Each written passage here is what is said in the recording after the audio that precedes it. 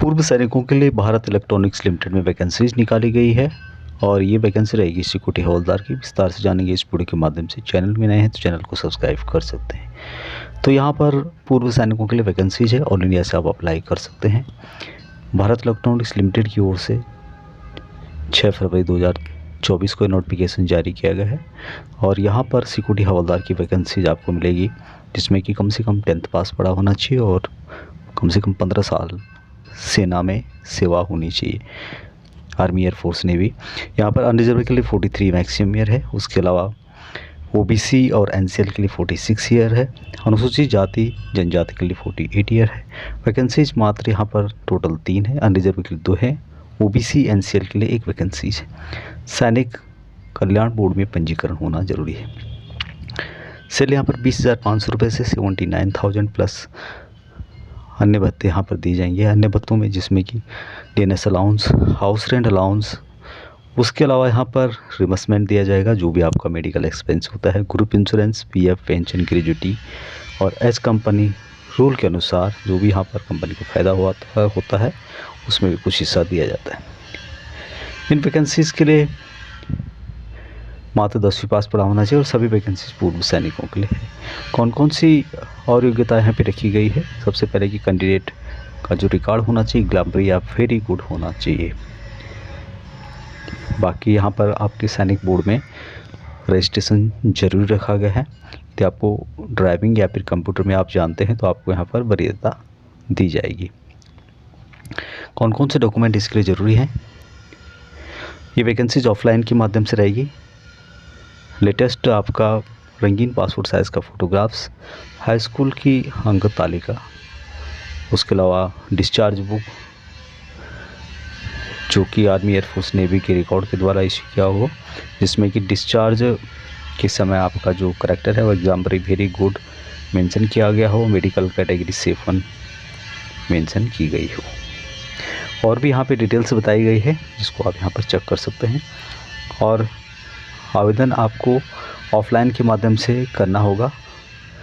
इसकी official website में भी आप विजिट कर सकते हैं, www.bel.india.in के माध्यम से भी आप ऑफिशियल वेबसाइट के माध्यम से इसकी डिटेल्स जान सकते हैं।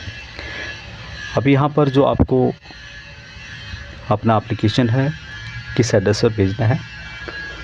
Senior deputy general manager HR&A Bharat electronics limited, Balbhadrapur, Kotdwar 246149, जिला पौड़ी गढ़वाल, उत्तराखंड।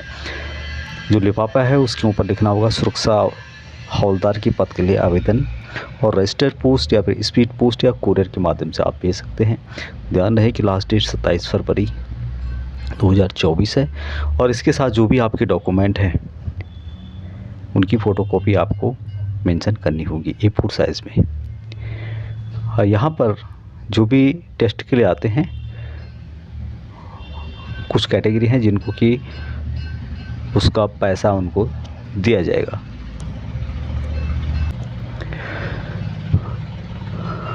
शारीरिक बल परीक्षा, लिखित परीक्षा हेतु बुलाए जाने वाले बाहरी ST SC अभ्यर्थियों को भारत में अपने पत्राचार के पते, कार्य के स्थल से आने व जाने का यात्रा स्लीपर क्लास का संक्षिप्त मार्ग का किराया धनराशि जो है दी जाएगी। SC ST अभ्यर्थियों द्वारा यात्रा भत्ता का दावा करने के लिए जाति का मूल प्रमाण पत्र प्रस्तुत करना होगा और उसकी एक प्रति रेल/बस टिकट के साथ जमा करनी होगी, जिसकी प्रतिपूर्ति बाद में ECS के माध्यम से की जाएगी।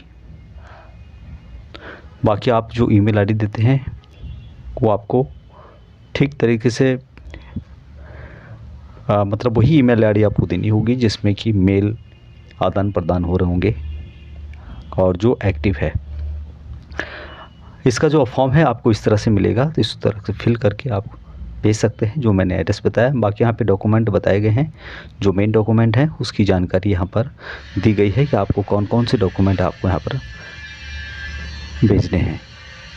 सबसे पहले है कि 2 रिसेंट पासपोर्ट साइज़ की फ़ोटोग्राफ्स, दूसरा है कि गवर्नमेंट फ़ोटो आईडी प्रूफ हो सकता है जिसमें कि Aadhaar card, PAN card, driving licence या फिर पासपोर्ट, आप कुछ भी भेज सकते हैं। एक इसमें से SSLC mark card and any other valid document age proof और डेट ऑफ बर्थ का, डिग्री मार्कशीट यदि आपके पास है तो, फाइनल डिग्री सर्टिफिकेट यदि आपके पास है तो, OBC NCL EWS SC ST certificate in the prescribed form में income certificate will not be considered as valid OBC certificate.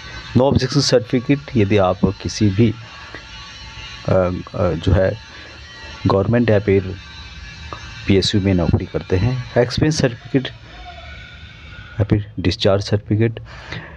उसके अलावा यदि आप आर्मड फोर्सेस में अभी तक नौकरी कर रहे हैं तो इससे संबंधित आपको यहाँ पे डिटेल्स भेजनी होगी।